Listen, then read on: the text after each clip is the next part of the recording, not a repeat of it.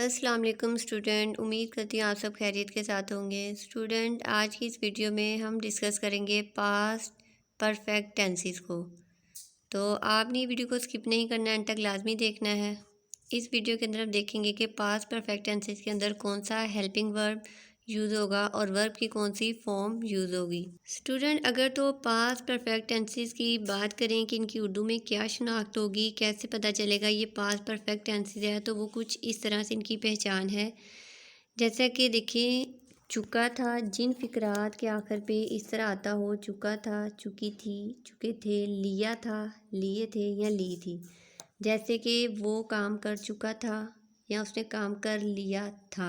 अब लिया था या चुका था, इस तरह से अगर कोई भी उर्दू में फ़िक्रात आ जाते हैं तो आप इजीली उसको ये पहचान जाएंगे कि ये पास्ट परफेक्ट टेंसेस हैं। इसकी हम आगे कुछ एग्जांपल करेंगे तो आपको मज़ीद अच्छे तरीके से समझ आ जाएगी। तो सबसे पहले हम देखते हैं कि इसके अंदर जो वर्ब की वो थर्ड फॉर्म लगेगी। स्टूडेंट, अगर आपको याद हो, हमने प्रेजेंट परफेक्ट टेंसेस किए। प्रेजेंट परफेक्ट टेंसेस के अंदर भी वर्ब की थर्ड फॉर्म थी। पास्ट परफेक्ट के अंदर भी वर्ब की थर्ड फॉर्म है। इसी तरह से जो परफेक्ट टेंसेस हैं वो पास्ट है, प्रेजेंट है, फ्यूचर है, तो उनके अंदर जो वर्ब की वो थर्ड फॉर्म यूज़ होगी। हेल्पिंग वर्ब इसके अंदर हैड है, जो कि एक ही हेल्पिंग वर्ब है। अब हैड का use all nouns and pronouns जितने भी हैं सब के अंदर हैड, जो कि हेल्पिंग वर्ब है, इसका यूज़ होगा। सबसे पहले हम पास्ट परफेक्ट टेंसेस के सिंपल देख लेते हैं, एफर्मेटिव यानी इसका स्ट्रक्चर। अब इसके स्ट्रक्चर में सबसे पहले सब्जेक्ट, सब्जेक्ट के बाद आ जाएगा हैड, वर्ब, वर्ब की थर्ड फॉर्म प्लस ऑब्जेक्ट। अब अगर इसकी एग्जांपल की बात करें तो एग्जांपल देखें, I had already written the letter, यानी मैं पहले ही ख़त लिख चुका था या लिख लिया था। ऑलरेडी, बिफोर, इस तरह के से कोई वर्ड इनमें आ सकते हैं। तो नेक्स्ट है, Ali had already learn the poem, यानी अली पहले ही नज़म जो है वो याद कर चुका था या अली ने नज़म याद कर ली थी। तो ये थे पास्ट परफेक्ट टेंसेस सिंपल। अब इसमें देखते हैं, इन्हीं को हम नेगेटिव में कन्वर्ट करते हैं। तो सबसे पहले नेगेटिव का देख लेते हैं स्ट्रक्चर। तो वो कुछ इस तरह से है, सब्जेक्ट, सब्जेक्ट के बाद आ जाएगा हेल्पिंग वर्ब यानी कि जो हैड, और हैड के साथ लग जाएगा नोट। नोट हमेशा जितने भी अभी हमने पहले टेंसेस किए, जब हमने उन्हें नेगेटिव में करना होता है तो जो उसका हेल्पिंग वर्ब होता है उसके बाद हम लगा देते हैं नोट, तो वो हो जाते हैं नेगेटिव। तो यहाँ पे हेल्पिंग वर्ब हैड है तो इसके सामने नोट लगा दिया, तो ये हो गया नेगेटिव में। हैड, नोट प्लस वर्ब की थर्ड फॉर्म और object. He had not spoken English. अब ये देखिए, स्पोकन जो है ये एक वर्ब है और ये वर्ब की क्या है, थर्ड फॉर्म है। इसी तरह से I had not written the letter. इससे लास्ट है, Ali had not learn the poem, यानी जो अली वो नज़म नहीं याद कर चुका था या उसने नहीं याद कर ली थी, ये है।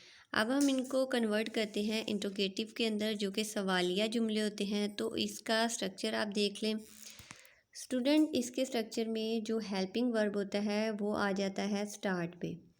हेल्पिंग वर्ब स्टार्ट पे आ जाएगा, बाकी सारे का सारा स्ट्रक्चर जो है वो उसी तरह से रहेगा जिस तरह सिंपल और नेगेटिव में, नेगेटिव में नोट लगाते हैं तो इंट्रोगेटिव में नोट तो नहीं लगेगा। तो बस क्या होगा, जो हेल्पिंग वर्ब है वो स्टार्ट पे आ जाएगा।